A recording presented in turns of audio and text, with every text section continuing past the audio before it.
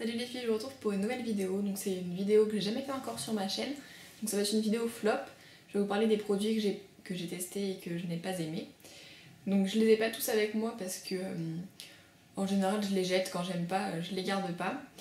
Mais il y en a certains que j'ai encore parce que ils sont pas terminés. Il y en a que oui, j'aimerais bien les terminer quand même si je les aime pas. Et voilà. Donc c'est seulement mon point de vue, c'est mon avis sur les produits. Certainement que d'autres personnes doivent adorer les produits. Donc voilà, c'est purement mon avis sur les produits. Donc je vais commencer par un shampoing. Donc c'est celui-là, c'est le Timothée Bio Délice Vita Éclat et Vitalité. Donc ce shampoing, moi ça m'a pas du tout convenu. Parce qu'en fait il m'a fait des pellicules, il m'a fait des irritations. Voilà, il m'a pas plu du tout. Donc moi, pour moi c'est un gros flop. Il m'a un peu pourri la tête, donc voilà, je ne l'aime pas.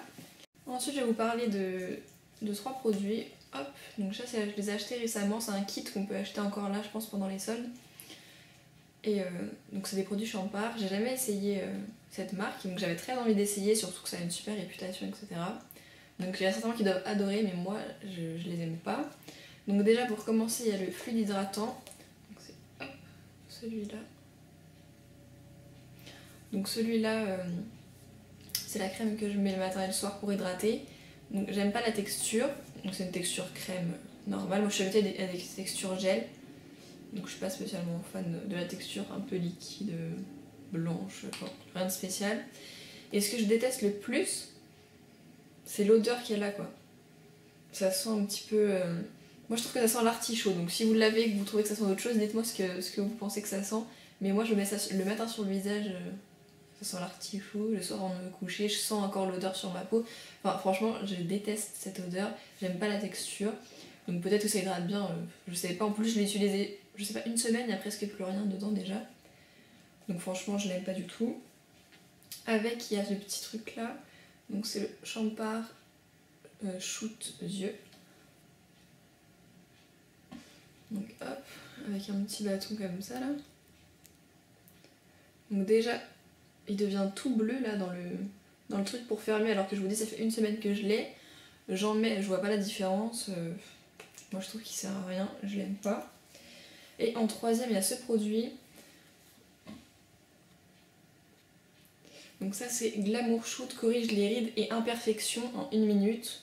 Donc en fait il faut en appliquer sur le visage. Ils disent que c'est un fond de teint transparent qu'on applique sur le visage.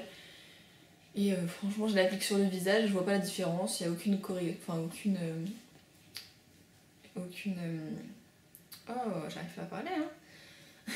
Il n'y a aucune imperfection qui disparaît, ou même les petites ridules que je peux avoir, elles disparaissent pas. Donc moi je trouve vraiment que c'est un produit qui sert à rien du tout.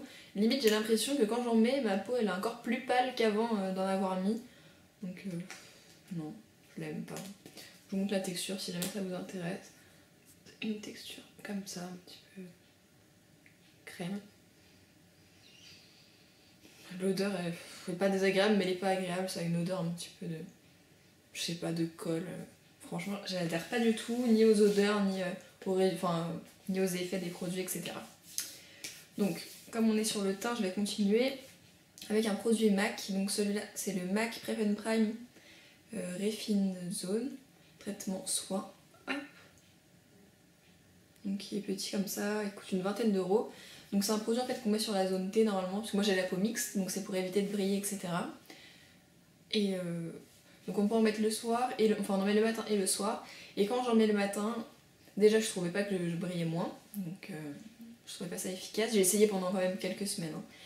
Et quand tu mets ça sur ta peau, après que tu mets le fond de teint, ça te fait des petits morceaux sous le fond de teint, etc. Donc franchement, j'aime pas du tout ce produit.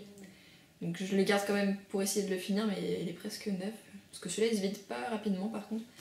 Mais je l'aime pas du tout. Ensuite, toujours sur le teint, donc là c'est une base de teint Sephora base lissante, celle-là. Donc comme elle est, je crois qu'elle est pas très très chère, j'avais envie de l'essayer. Et franchement je la déteste, je la trouve horrible. Donc quand on en met déjà, ça fait une texture, on dirait du pur silicone. On en met sur la figure, c'est gras. On met le fond de teint par-dessus, ça fait aussi des morceaux. Enfin, franchement je la conseille pas du tout. Et je ne l'aime pas du tout. Ensuite, ce produit que je vous ai déjà montré, donc pour les sourcils d'Anastasia, c'est le seul produit qui m'a déçu de la marque. C'est le gel teinté pour les sourcils blonds, qui est complètement doré. Donc, je vous l'avais montré dans la vidéo, mais si vous l'avez pas vu, je vous le remontre. Complètement doré, et donc ça fait vraiment du doré, quoi. Et moi, je peux pas mettre ça dans mes sourcils, je trouve que c'est horrible. Donc franchement, ça, je vous le conseille pas du tout. En plus, les prix sont quand même assez élevés dans la marque Anastasia, et j'aime pas. Ensuite, des bases un peu pour les yeux ou fard à paupières. Donc il y a celle-ci de NYX. Donc c'est la base blanche, hop, qui est assez connue. Hein. Donc je l'utilise pour faire mes maquillages pour les concours. Ça fait bien ressortir les couleurs. Mais franchement, je la conseille pas pour des maquillages de tous les jours parce qu'en fait, on l'applique, on met le produit, voilà, c'est très beau, ça sort très bien. Mais au bout de quelques heures, ça crise partout. Enfin, le fard, ça plisse, les couleurs s'en vont. Enfin, franchement, c'est pas du tout une bonne base pour appliquer tous les jours. Moi, elle me convient pas du tout. Même avec une base à paupières en dessous, ça tient pas. Donc pour les concours, etc., c'est sympa, mais pour appliquer tous les jours, non.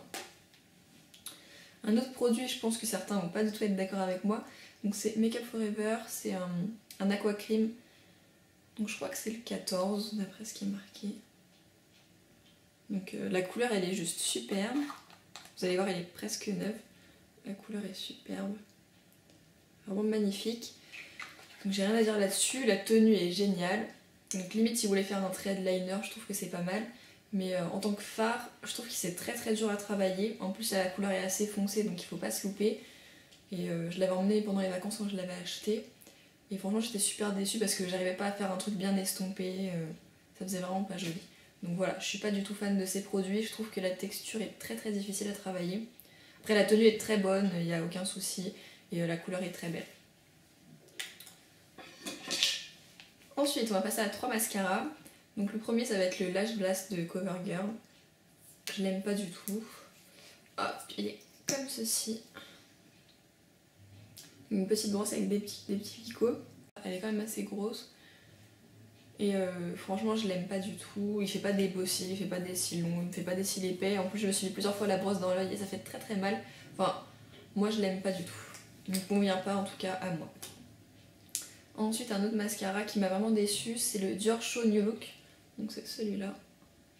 Donc le packaging est super beau, la brosse est super bien. Hop, toute petite avec des petits picots.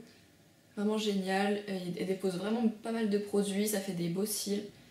Mais le seul souci en fait que j'ai avec ce mascara, c'est qu'il sèche très très mal, il est très long à sécher.